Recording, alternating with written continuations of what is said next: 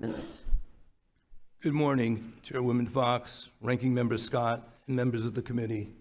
My name is Gene Block, and I'm the Chancellor at UCLA. Thank you for inviting me here today. Let me start by affirming that all forms of discrimination, including anti-Semitism and Islamophobia, are antithetical to UCLA's values and corrosive to our culture.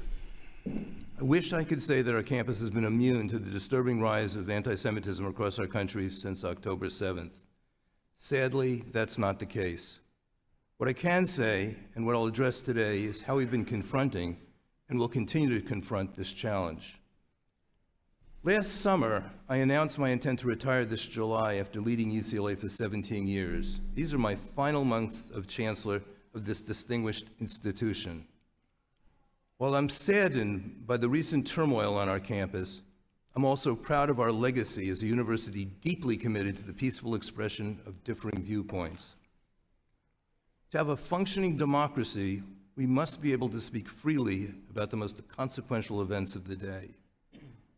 As a public university, UCLA is subject to a dual legal mandate: the First Amendment obligation to protect free speech on campus, and the obligation under federal laws to protect students from discrimination and harassment.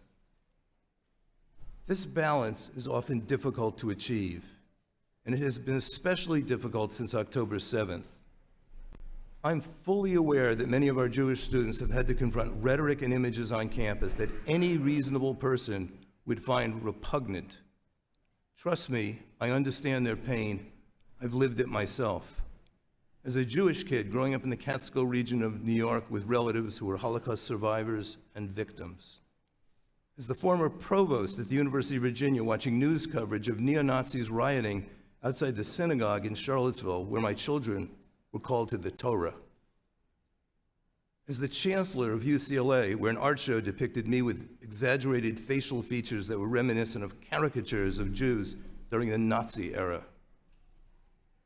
As we all know, being an American means sometimes being asked to tolerate offensive and even hateful speech protected by our Constitution. But there are limits. At UCLA, we draw the line when speech crosses into intimidation, threats, and harassment of our community.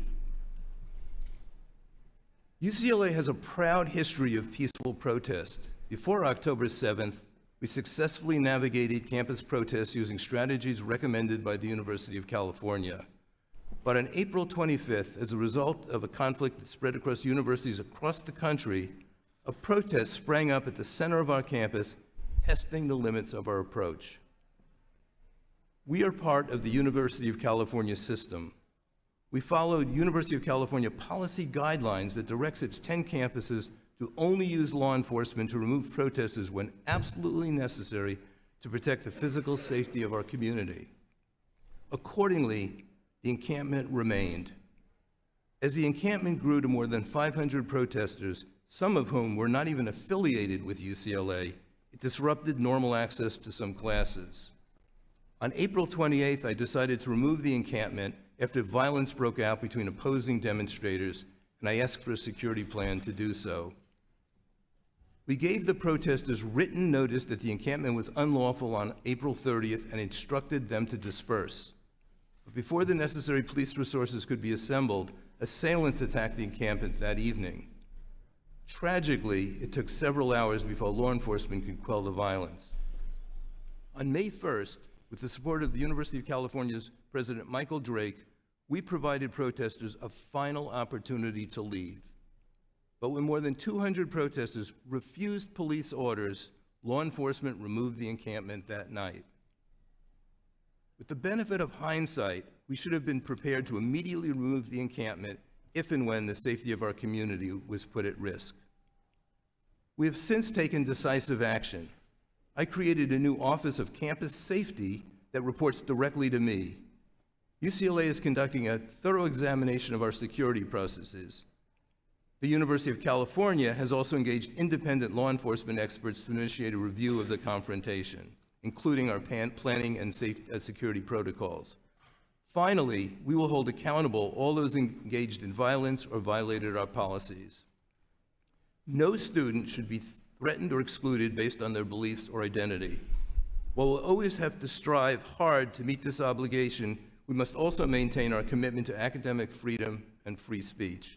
The balance is central to UCLA's educational mission. It's not always easy to strike a perfect balance, but that must be our goal. Thank you again, and I'm looking forward to answering your questions.